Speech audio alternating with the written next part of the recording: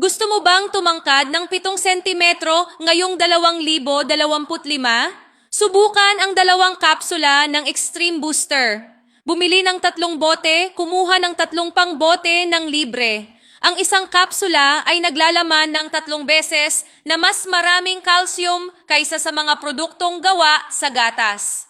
Ang isang kapsula ay naglalaman ng 3 beses na mas maraming vitamina D kaysa sa 30 minutong pagligo sa araw-araw-araw. Ang isang kapsula ay naglalaman ng 5 beses na mas maraming protina, zinc at magnesium kaysa sa karne, isda, itlog, saging at mani na karaniwan mong kinakain.